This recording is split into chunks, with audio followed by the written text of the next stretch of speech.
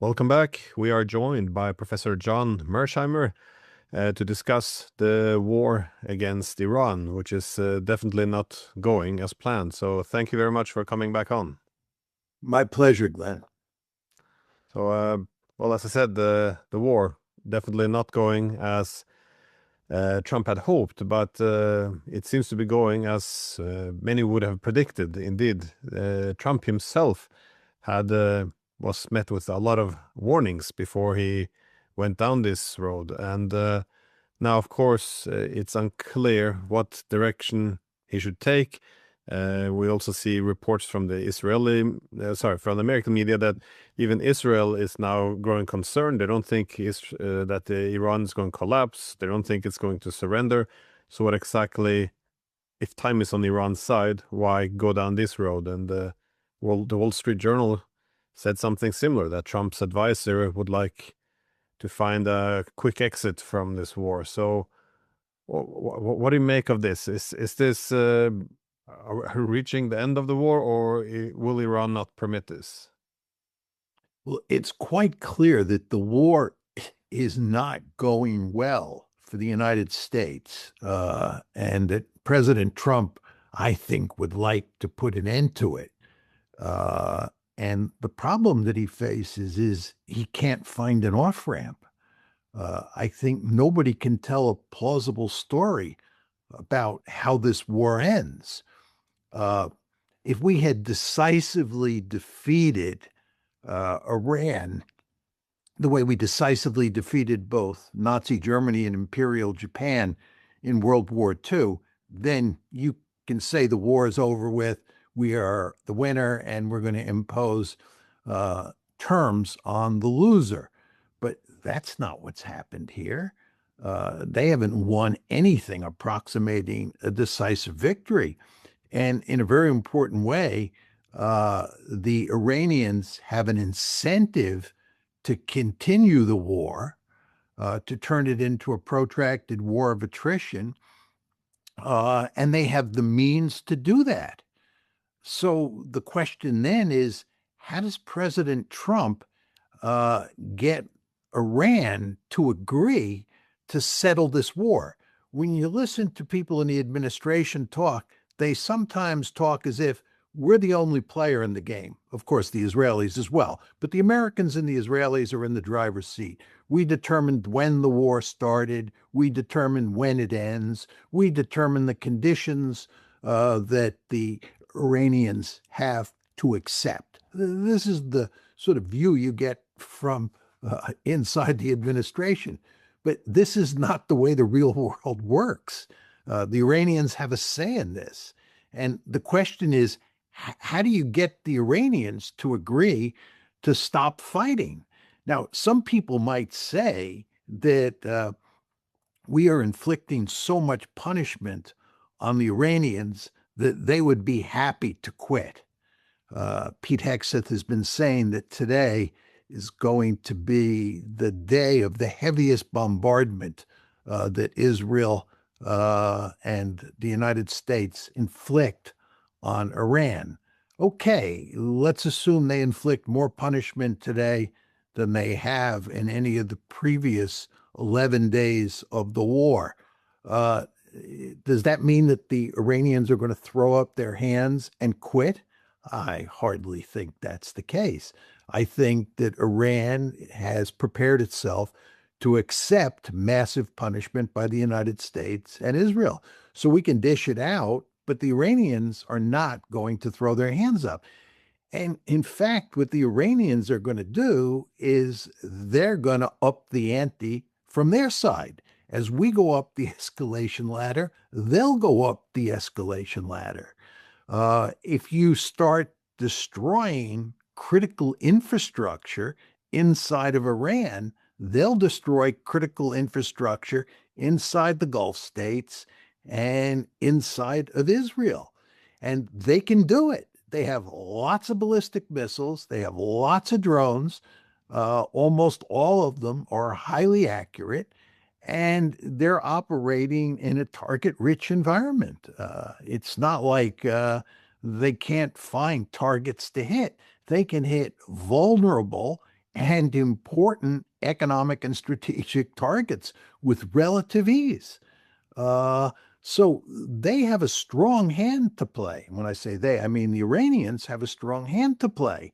And they have no incentive to settle this one on America's terms. They have a deep seated interest in making sure they get something out of a settlement, sanctions relief, reparations, who knows? But they're going to drive a hard bargain because the more time goes by, the more desperate we are going to be to settle this one. So all of this is to say, I don't see what the off ramp is at this point in time for President Trump. I hope I'm wrong. I hope I'm missing something and the war can just be shut down. But nobody's been able to tell me a plausible story as to how you bring this thing to an end anytime soon. I would just say one final point, Glenn. I think if the effects on the international economy are significant. It looks like we're heading off a cliff, and that is possible. I think at that point, the Americans will bring the war to an end, but that will not be a victory. We will have caved in to the Iranians if that scenario plays itself out. And that is, as you well know, a very realistic scenario. What do you describe, though, what the United States hoped or thought the war would be like? It's yeah, what we refer to then as escalation dominance. This assumption that one can decide the pace of moving up or down the escalation ladder. This seems to be something that is reasonable once one is in a comfortable hegemonic position. That is, one can dominate. That is to dictate, when the war starts, who should be involved, what are acceptable targets, when do we put an end to it. But it just seems that Iran can't end this war, because if they end it now, accept some ceasefire, then I guess the main fear, not unlike what the Russians are fearing, is then that the US would just be back again in a few months. So, but if there is no deal, I mean, if you look at the Russian conflict, if they can't get a deal which gives them security, they will take territory to make sure. But on the Iranian side, if they can't get any deal which gives them proper security to make sure this doesn't happen again, they're not going for territory. It looks as if, kicking the US out of the region by eliminating these Gulf states could be a reasonable pathway. I use the word reasonable, well, probably not correct here, but what do you think is the consequence for the Gulf states here? How vulnerable are they? Well, the Gulf states are remarkably vulnerable. I mean, first of all, they have only a handful of uh, petroleum sites where they, reprocess, where they process the petroleum and the liquid natural gas and so forth and so on. The petroleum infrastructure is just very vulnerable. These are big fat targets. And there's no question that the Iranians can take out the petroleum infrastructure in all the Gulf states with relative ease. They have the short range ballistic missiles and the drones to do it. But the other set of targets that really matters are the desalination plants. These countries in the Gulf states are heavily dependent on fresh water that comes out of the desalination plants. I was reading the other day that there's one desalination plant that services Riyadh, the capital of Saudi Arabia. And if you take that desalination plant out, you're taking away 90% of the water that Riyadh depends on. And overall, it appears that the country of Saudi Arabia depends on 70% of its water from desalination plants. Kuwait, the number is 90%. Um, Oman, the number is 76%. I mean, these countries are just massively dependent on desalination plants and water. You can't live without water. Just think about that. So you have this vulnerable set of targets, these desalination plants that the Iranians can easily take out. And then you have the petroleum sites that I talked about earlier that are few in number, easily targeted, and can be taken out. You can wreck these states. You could take, Abu Dhabi and just wreck it. So the uh, the Iranians have really serious options here. And then if you turn to Israel, I don't think that Iran could do that to Israel. But as time goes by, and as the Israelis run out of defensive interceptors, interceptors that can knock down these incoming ballistic missiles, the amount of damage that Iran can do to Israel will be very great. And you already see evidence that the Iranians are pounding Israel. And that pounding will get greater with the passage of time.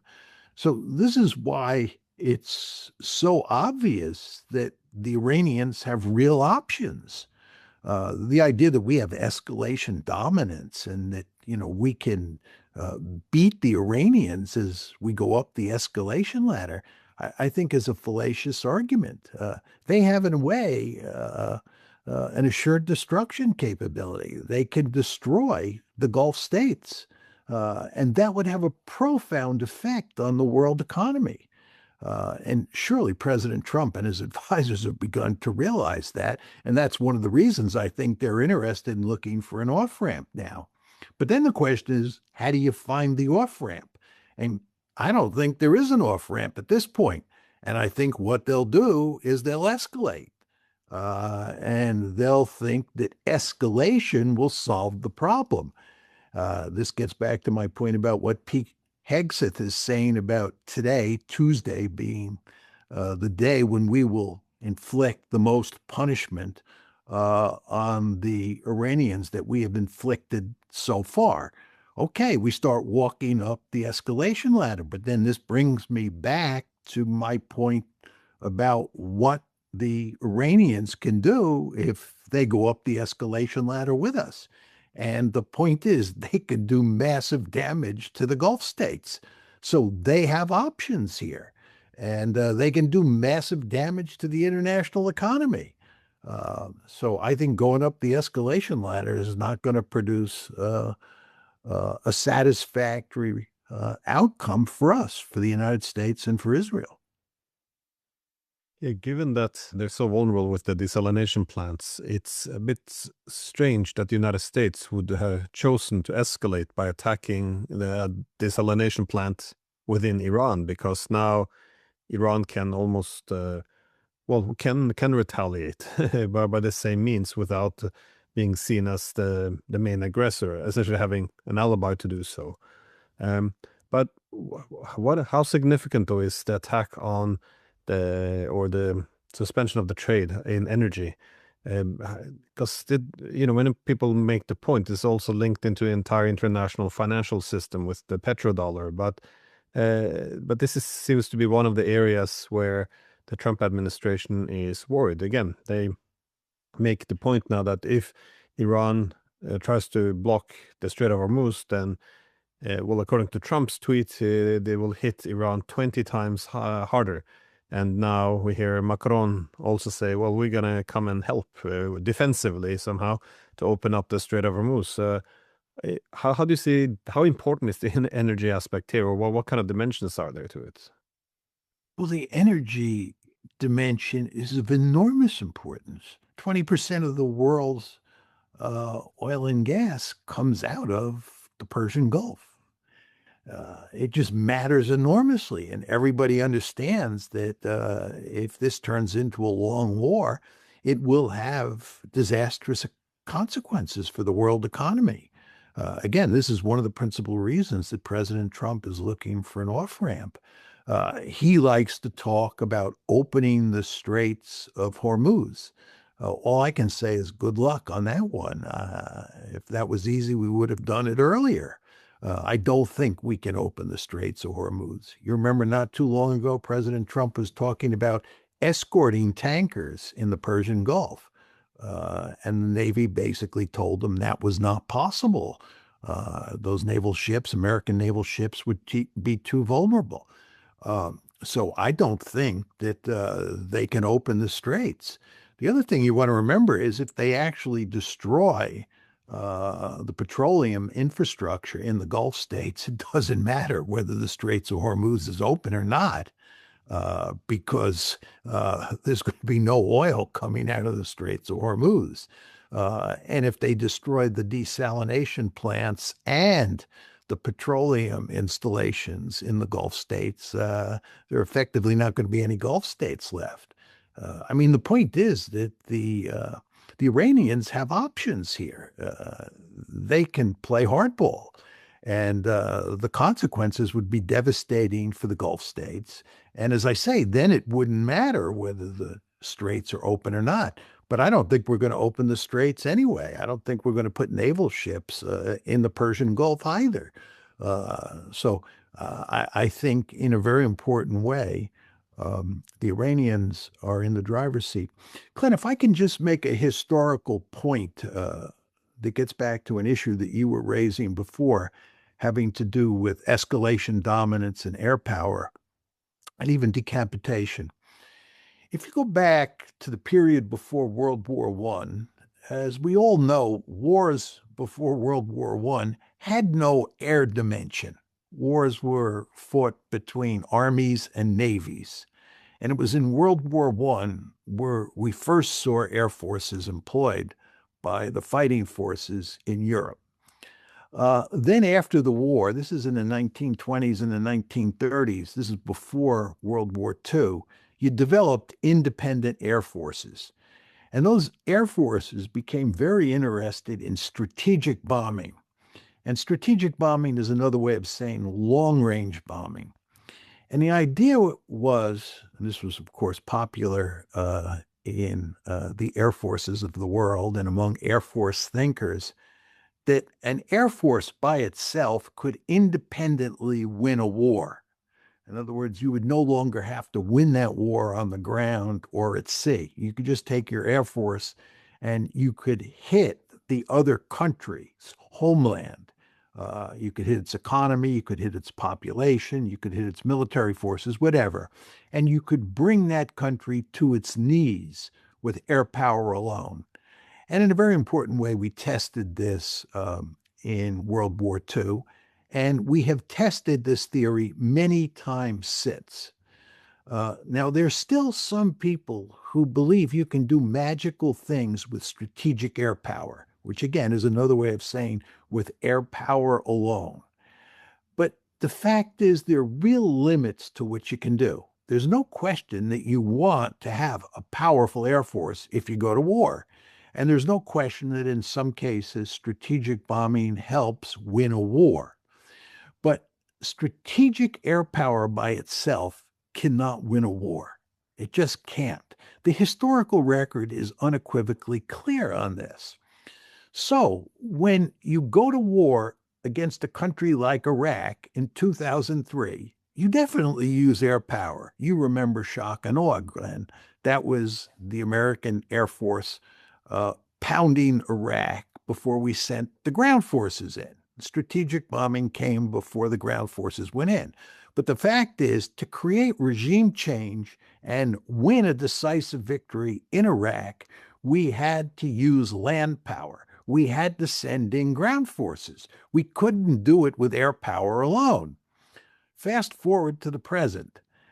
This is a campaign where we have no boots on the ground. There's no land power. And we're talking about doing it with air power alone. We're talking about doing it with strategic bombing. This is what the decapitation strategy in the opening stages of the war was all about. And when people now talk about going up the escalation ladder, when you talk about Pete Hegseth announcing that we're going to punish Iran more today than we have in any of the previous 11 days, what they're saying is that we're going to win this war with strategic air power, with air power alone. We don't need ground forces. Well, the historical record, again, is unequivocally clear on this. You can't win wars, especially against formidable adversaries, with air power alone. It just doesn't work. So here we are in a world where we have no boots on the ground. And President Trump does not want to put boots on the ground. I mean, serious boots on the ground. Are we going to conquer Iran the way we conquered Iraq? I don't think so. So, of course, the end result is that we're relying on strategic air power alone. And what are we going to do? We're going to punish Iran like it's never been punished before. There's no question about that. You turn the American and Israeli air forces loose on Iran, they're going to do an enormous amount, they're going to inflict an enormous amount of punishment, do an enormous amount of damage to Iran. No question about that. But again, the historical record is clear that countries can absorb that punishment. Look at what we did in World War II. Look at what we did in Korea. Look at what we did in Vietnam. You can inflict massive punishment on civilian populations, and the countries fight on. Uh, and in terms of military targets, we're not going to get all those ballistic missiles and drones. They're going to continue to fire ballistic missiles and drones at Israel, at the Gulf states, and at American military assets. So strategic bombing is not going to produce a decisive victory here, in all likelihood, unless there's a miracle. And I don't believe in miracles. I hope I'm wrong. I hope this war comes to an end, but I don't think that's going to happen. And I think the historical record is on my side. So when Pete Hegseth and President Trump, talk about escalation dominance and pounding Iran more than ever, don't believe, don't believe that that's gonna work. It hasn't worked in the past, and there's no reason to think it's going to work now. Yeah, this is a problem, how to put an end to the war once it starts. I think it was Otto von Bismarck who made the point that it was something along the line that it was easy to lure the Russian bear out of his hive, but difficult to get him back in. You can say the same about the Iranians here, though, because they didn't want this war, but now that it's here, it's very dangerous for them, I think, if it ends on terms which would well, allow the whole thing to play out yet again. So now, not to draw too many parallels with the Russians again, but I also think that for them now, restoring their deterrent to make sure that no one goes down this path again is, I guess, a key objective. But this comparison to Iraq, though, I mean, even if one would introduce ground troops, Iran is almost 4 times the territory of Iraq, and it has almost twice the population. This is a massive country. I don't know. I thought it was strange that the idea of introducing a few Kurdish troops was somehow going to overrun this country. It's, I mean, as you said, it will contribute probably significantly to disrupt and destroy things. But in terms of if there's an objective besides just causing death and mayhem, then it is unclear. Is this the source of the miscalculation though? Because the idea that you could regime change a country only with an air force, because there had to be a plan, and it appears to have been regime change. And again, in this country, in Norway, we actually had a political leader of one of the political parties who went out on Facebook or Twitter and actually wrote that, well, now the Iranian regime has fallen because they saw that Khamenei had been assassinated. So that's it. Now the government is over. I mean, is this the kind of the thinking that, you have one bad man? If we just kill the bad man, then the regime is gone. It's very hard. It's so remarkably stupid if this is the case. Well, that fact that you have political leaders who think in this way, communicate in this way, it makes you think no one's behind the wheel, I guess. Well, a couple of points.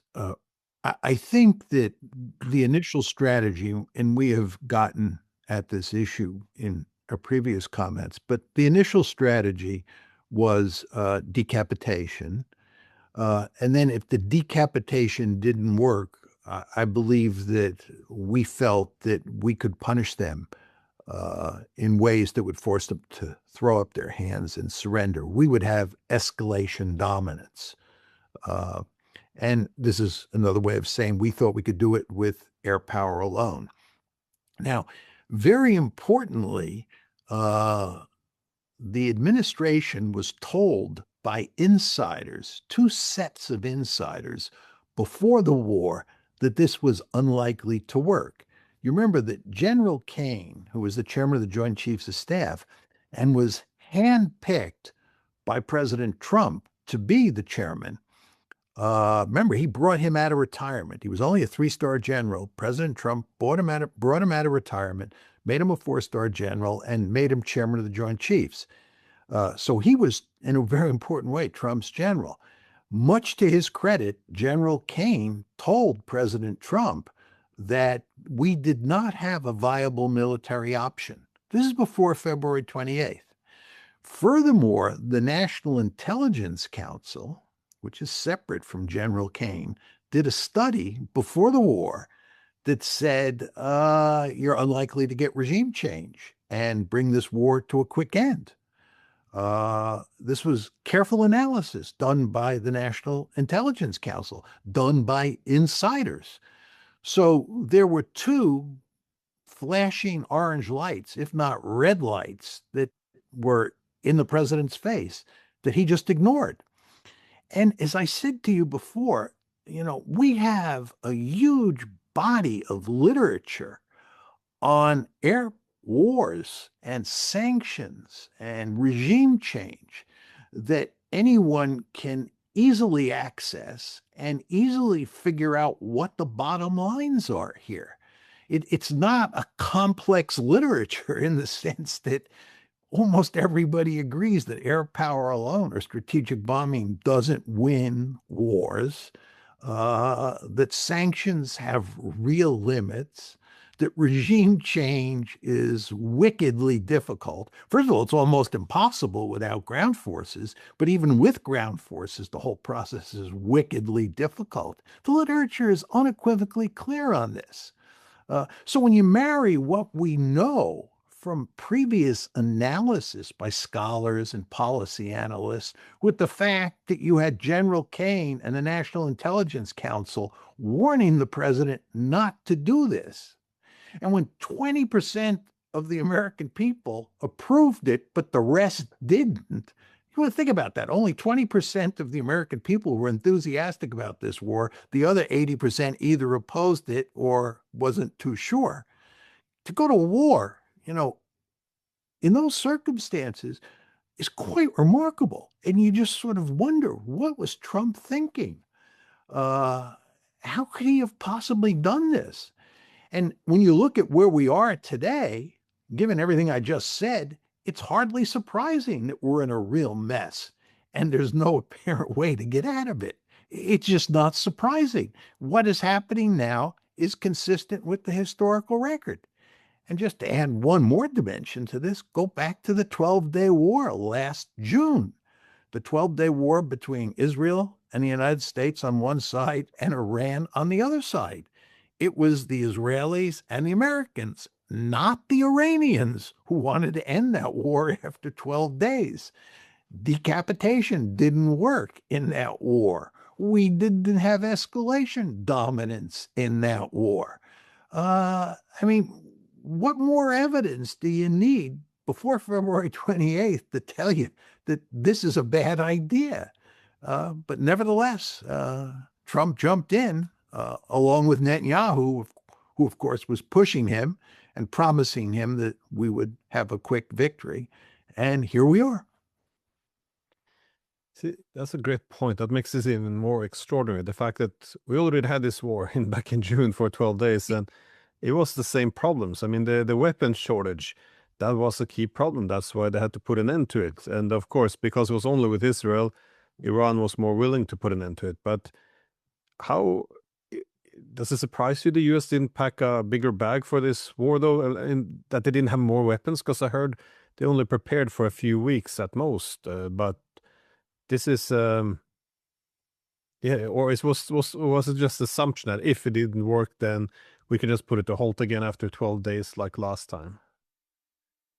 Well, you're assuming that President Trump is a rational legal thinker, right? You're assuming that he does the careful analysis that you would do or I would do if we were taking our countries into war. But that's just not the way he operates. And it's clear from listening to him talk that he has all these pictures in his head that bear no resemblance to reality. He's constantly saying things that are just simply untrue. And if he believes them, you can see why he just does foolish things. He's recently been saying that, uh, first of all, Iran has weapons that are not accurate at all. These are all inaccurate weapons. Nothing could be further from the truth, right? They have ballistic missiles and drones that are highly accurate. Not all of the ballistic missiles for sure, but many of them, and certainly almost all the drones. But to say that they have an inventory of weapons that are all inaccurate is a foolish thing to say. And then furthermore, he made the outlandish comment that Iran has Tomahawk missiles. There's no way Iran would have Tomahawk missiles. How could he say that? And then he tells all these stories about, how we decimated last year Iran's nuclear capability. We basically erased it from the map. But now we find out that that wasn't true, that 60% enriched uranium that Iran had before the 12-day war started, before we, the United States, bombed those critically important Iranian nuclear sites on June 22nd of 1965, that despite all that, the Iranians, 60% nuclear, 60% enriched nuclear material is still there. We didn't destroy it, but he said we did. So you never know exactly what he's thinking, but it does seem quite clear that the pictures, many of the pictures that he has in his head, don't square with reality. And in that circumstance, you can understand how he could be bamboozled by someone like Prime Minister Netanyahu into thinking he could win a quick and decisive victory. And by the way, if there's one person who was telling him that this was all going to work out in a magical way and we were going to live happily ever after a quick military victory against Iran, it was Prime Minister Netanyahu. He's been arguing for a long time that the regime in Iran was vulnerable and all we had to do was hit it hard and it would collapse. And apparently more moderate leaders would take over in Iran who would be willing to be subservient to the United States and Israel. But we just had to show that we had the courage. This is Prime Minister Netanyahu speaking. We just had to show that we had the courage to really hit Iran hard, to pursue a regime change strategy.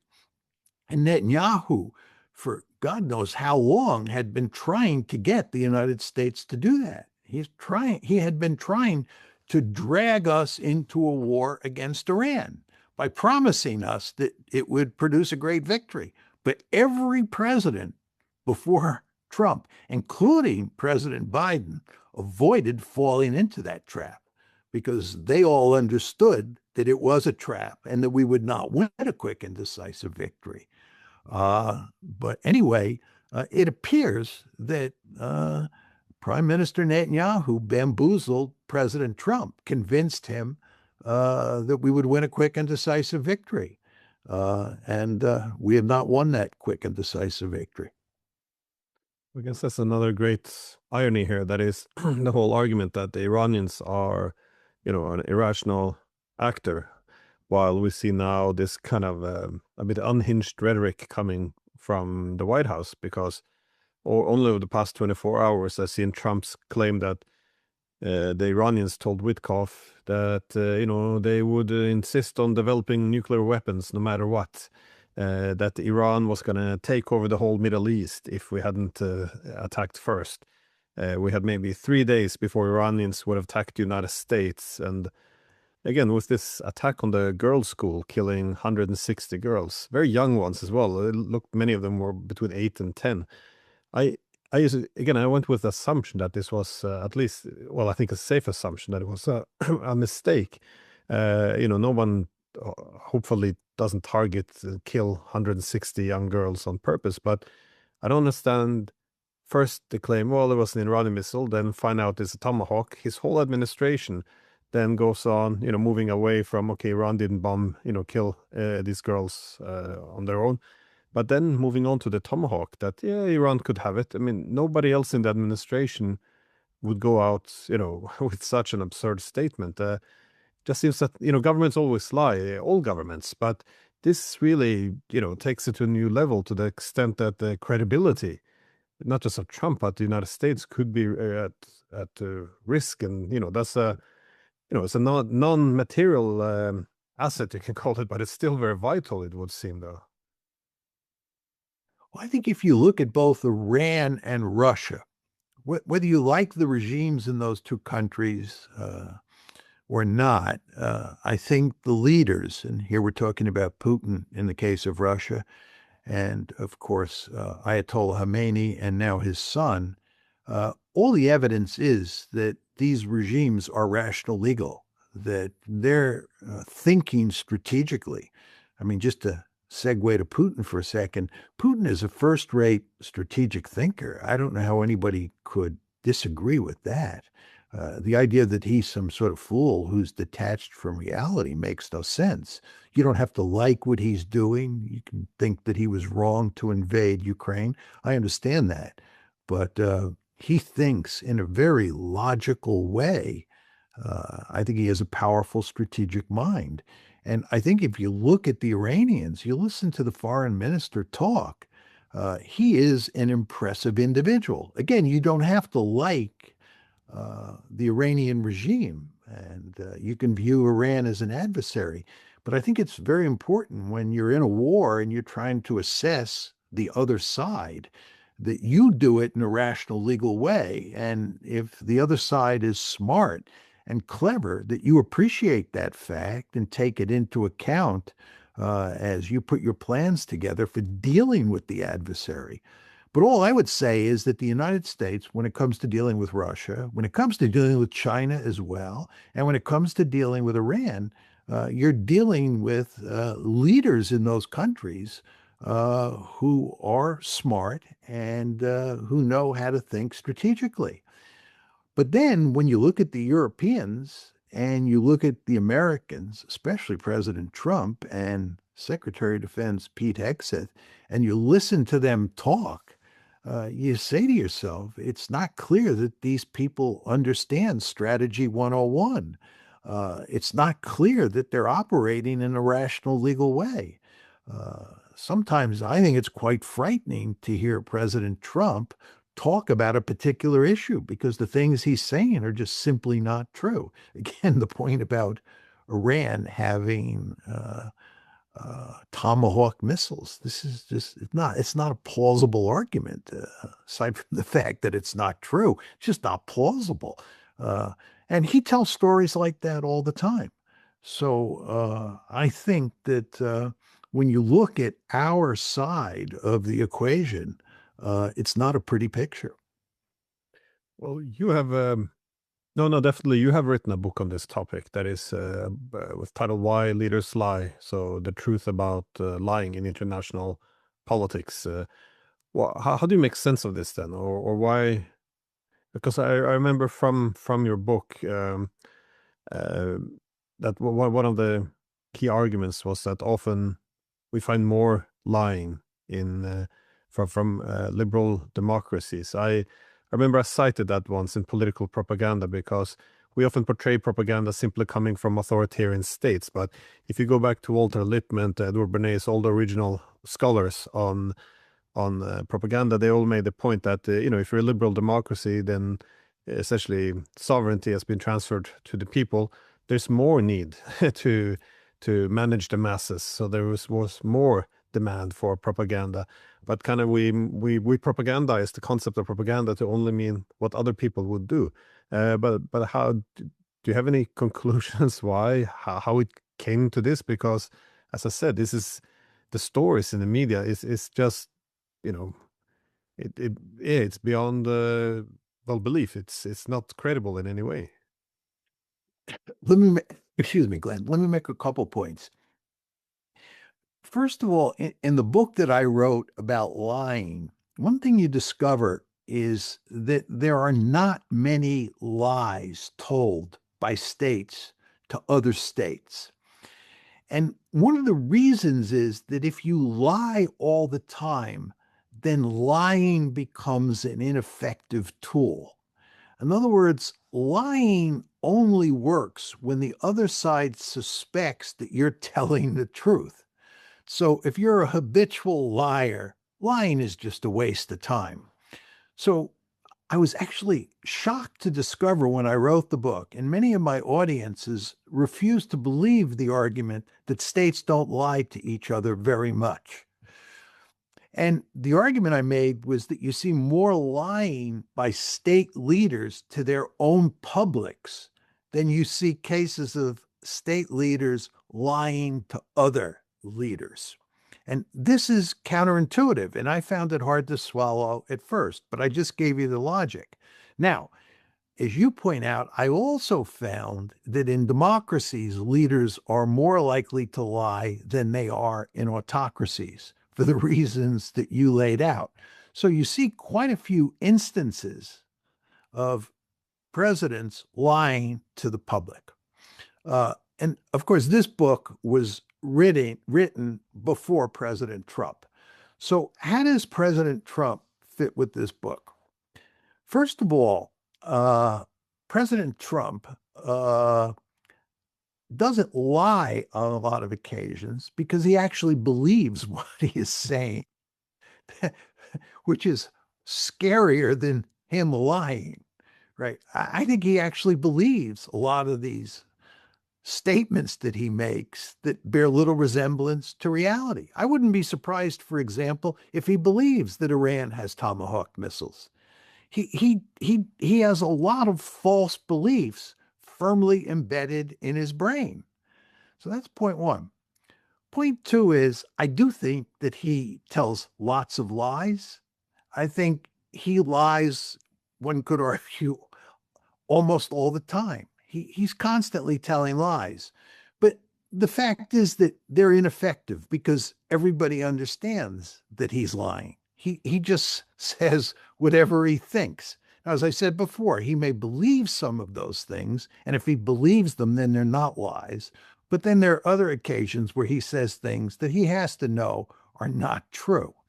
But the fact that he tells so many lies means that lying is not an effective instrument for him. Lying, again, is only effective when people think that you're a truth teller or that you're not going to lie. If you and I have a personal relationship that has spanned 25 years and we've had a huge number of interactions, you, Glenn, and I, right? And I've always been truthful to you. It's easy for me to lie to you because you trust me and you let your guard down. But if you've dealt with me for 25 years, we're friends, but you know that I lie all the time. I really can't get away with a meaningful lie because you just don't trust me. You see the logic? So I think with regard to President Trump, the fact that he lies just doesn't make that much difference. It doesn't buy him anything. And if anything, because some people think some of the time that he really believes what he says, you think that he's not playing with a full deck. Well, I'm glad you well before pivoted a bit towards Russia because that seems to be a possible well an important component now. Uh, well, for two reasons, I guess. One would be uh, well, how do you see Russia's involvement here? There's been a lot of noise in the media that the Russians are providing intelligence to Iran to yeah to hit American targets. I yeah, I kind of assumed that this was happening. I assumed the Chinese were doing the same, as they have a war concern, of course, that Iran could be defeated. But also, of course, because well, the United States is doing the exact same thing in Ukraine. But also, what do you think the extent of the Russian involvement is? But also, how do you think this war is affecting our war in Ukraine at the moment? I think to start with the latter part of your questioning, that this war is wonderful news for the Russians. First of all, it means that the United States is wasting precious assets in this fight that it might otherwise give to the Europeans or allow the Europeans to buy to give to the Ukrainians. I think that there's no question that this is hurting Ukraine's efforts on the battlefield because we're expending huge amounts of munitions in this fight. Patriots, THAADs, things like that are being used. And by the way, you notice that we're bringing THAADs and Patriots from East Asia to the Middle East. And this means that we're weakening our deterrent against China. We're weakening our containment policy vis-a-vis China. But going back to the Russians fully understand that this is going to have deleterious effects for the Ukrainians. Furthermore, as you know, the United States has been working overtime. The West has been working overtime to inflict pain on the Russian economy. And this war is going to have the opposite effect. If, the flow of oil and gas out of the Persian Gulf is greatly reduced, that means the demand for Russian oil and gas is going to go up. And we already see evidence that the United States is willing to allow India now to buy more oil from the Russians because India is hurting as a result of the cutoff in the Gulf. So economically, this is wonderful news for Russia. And again, in terms of the battlefield, it's wonderful news. So I think this is a net positive for the Russians from that point of view. With regard to what the Russians are doing to help the Iranians, as you know, that's hard to tell. I think that it is quite clear that the Russians are providing intelligence for the Iranians and that intelligence is helping the Iranians wage the war. And it's limiting what the Americans and the Israelis can do to defend against Iranian ballistic missiles. So I think that is almost certainly being done. And I wouldn't be surprised if at some point, if Iran needs oil, that the Russians provide oil or gas to the Iranians. It's hard to say for sure what's going on there, but that's another possibility. And I wouldn't be surprised if they provided some weaponry before the war and they'll provide weaponry during the war. What exactly they'll provide in terms of numbers and quality, who knows? But I wouldn't be surprised if the Russians and the Chinese as well are helping the Iranians. Both of those countries obviously have a deep-seated interest in seeing Iran defeat the United States and Israel in this war. I mean, if you or I were playing China's hand or playing Russia's hand, we would want to see the United States suffer a humiliating defeat in its fight with Iran. So the incentives here for Russia and China to help Iran are great. And exactly what they're doing is hard to say, but it does look like they're helping out, especially with regard to intelligence. And that's complicating our problem. It seems another benefit for the Russians, though, would be to, I guess, improve their image within Iran because, if you take a step back and stretch out for, your viewpoint over the past centuries now, the Iranians and the Russians have, they had quite a few wars behind them, and there's every reason in the world for the Iranians to distrust the Russians as well. This is I guess, a good opportunity for the Russians, though, to be seen as a savior instead of a nemesis or, someone who will, stab them in the back at the most critical hour. But it's yeah. My last question was really about Europe, though, because it doesn't. It also has responded in some very strange ways. The EU, of course, is giving its full support, at least rhetorically.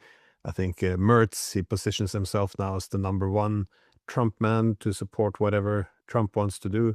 The British are also, of course, supportive, but they didn't want to send any weapons. Then now they do want to send weapons, but Trump doesn't want it because, according to Trump, they already won. Uh, how do you make sense of the European position on this? And, how much, what's the relevance of French participation, you think? And how is Europe impacted by this war? Because, we just cut ourselves off, or we like to say liberated ourselves from Russian energy, and now the Iranians are liberating us from Middle Eastern energy. It's not much more, coming our way, it seems. I think the economic consequences for Europe, if this war escalates and some of the scenarios we described at the start of the program play out, uh, the consequences of that for Europe would be catastrophic. And I think the European elites understand that. I think they wish very much that this war had never started. This is a war that is not good for Europe. But as is almost always the case, the Europeans do pretty much what the Americans want them to do. And they're kissing up to the Americans and supporting the American war effort, failing to condemn the United States and Israel for this brazen war of aggression, for assassinating the leader of a foreign country. The Europeans are not condemning this, save for the Spanish. And it's really what you would expect from the Europeans. And what drives this, as we've talked about many times before, Glenn, is the European fear that the United States will leave Europe or at least markedly reduce its military footprint. The Europeans don't want that. They want to keep NATO intact. They want to keep the Americans fully committed to Europe. And the European elites believe that the only way you can do that is to lick America's boots. And in this case, that means lick President Trump's boots. And so, as you would expect, the Europeans are following the Pied Piper. Uh, the question is, do the Europeans matter in terms of winning this war? And the answer is no. I mean, who cares whether the Europeans get involved or not?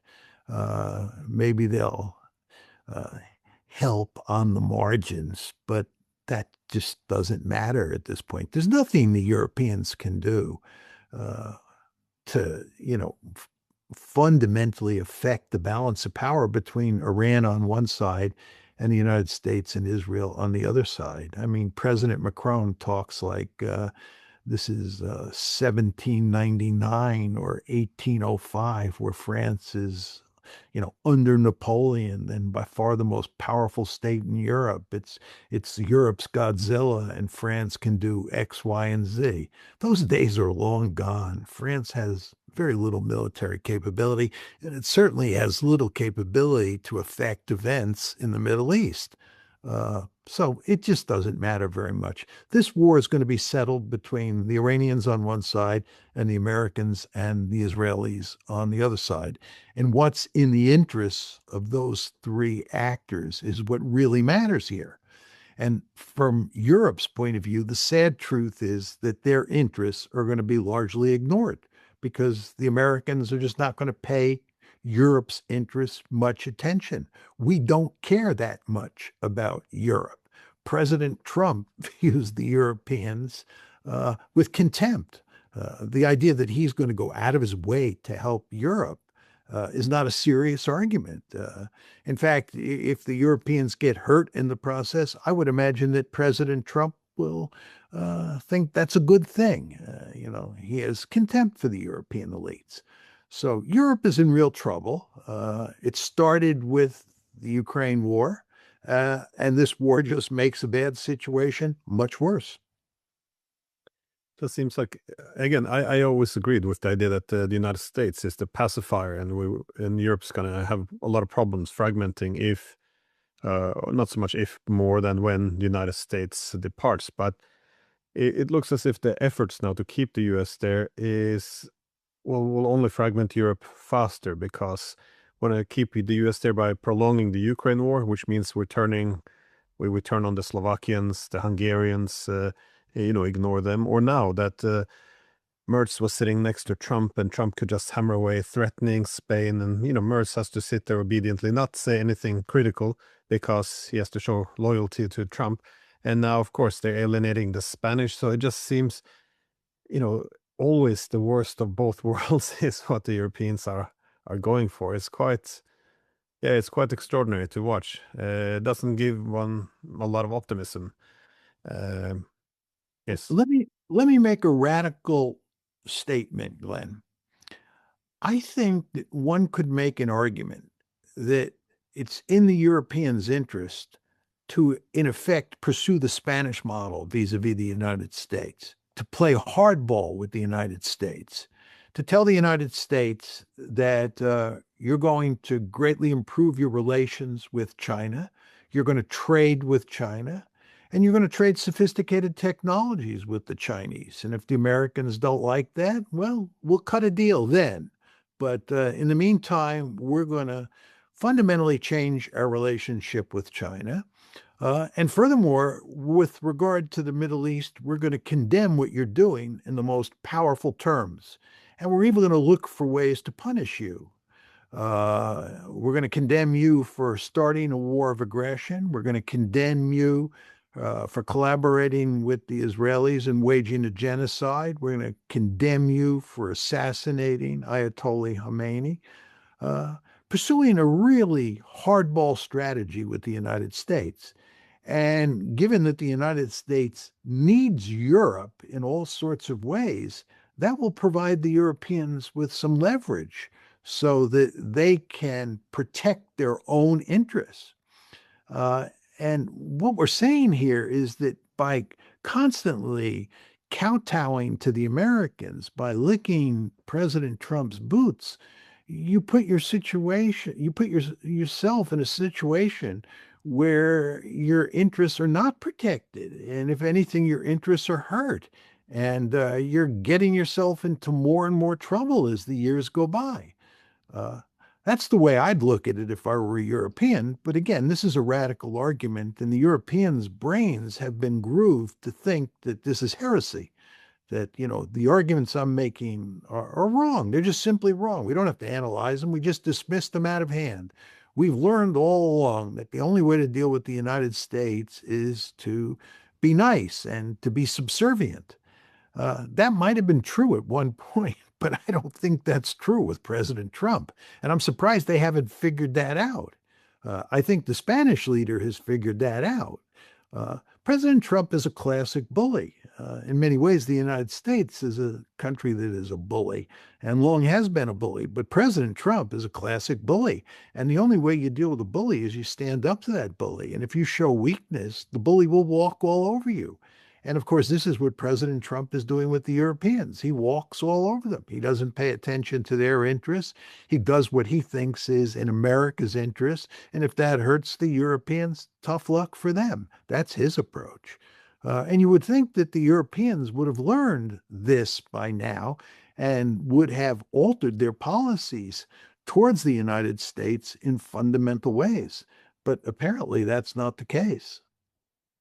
No, I just like I say, I don't think it's radical at all. I always make the point as well that the most important partner for Europe should be the United States. But if you want to keep this relationship, then the Europe should do exactly the opposite of what its instincts tells it. That is not to put all its eggs in that one basket. What you want to do is diversify, work with the Russians, the Chinese, the Indians, and all others. Because if you have this asymmetrical interdependence where all of Europe's relations depend on the US, but Europe is not really that important to the US. With this asymmetry, the US can walk all over Europe and the relationship isn't anymore sustainable. So if you want to save the relationship, you need a balance of dependence, diversify as well. I mean, this is the logic of the Russians. For them, the Chinese relationship is the most important they have, but they also realize there's asymmetry there, that they would become much too dependent on China compared to China's dependence on Russia. So they recognize if they want the Chinese relationship to work, you diversify as well. You also would deal with the Indians and all others. And, but I think the mindset in Europe is just, well, America's our liberal democratic partner, so let's just show our loyalty. Let's cut ourselves off from the Russians, cut ourselves off from the Chinese, threaten the Indians a little bit. Now the Americans will reward us for our loyalty, and sit in front of his desk, call him daddy, and somehow everything will be fine. It's very strange. I don't understand where the thinking is, but yeah. Yeah, with regard to India, I've given a number of talks in India recently, and I was recently in Mumbai. And my advice to the Indians, I hate to say this as an American, but if I were an Indian, I would not get too close to the United States. As I like to say, the United States is a rogue elephant, and if India gets close, it will pay a certain price. It discovered this last year when President Trump put 50% tariffs on India. And I think that basic logic, which applies to India, applies to the Europeans as well. You just do not want to get too close to the United States, because when you do that, you give the United States all the leverage. And the United States will use that leverage. That's certainly true of President Trump. So you want to give the United States as little leverage over you as possible, and you want to maximize the amount of leverage that you have over the United States. This is my point about trading with China. The United States has a vested interest in making sure that European states don't trade sophisticated technologies with the Chinese. Okay, but that tells me that the Europeans therefore have leverage. They can threaten to trade sophisticated technologies with the Chinese. The Americans will not want that. And the Europeans can exact a quid pro quo from the Americans if they cut off the flow of cutting edge technologies to China. Well, thank you very much, John, for taking the time. As always, I always learn a lot listening to you. So thank you, and I hope you come back on soon. Thank you for having me, Glenn. I enjoyed the conversation. I just wish the subject wasn't so depressing.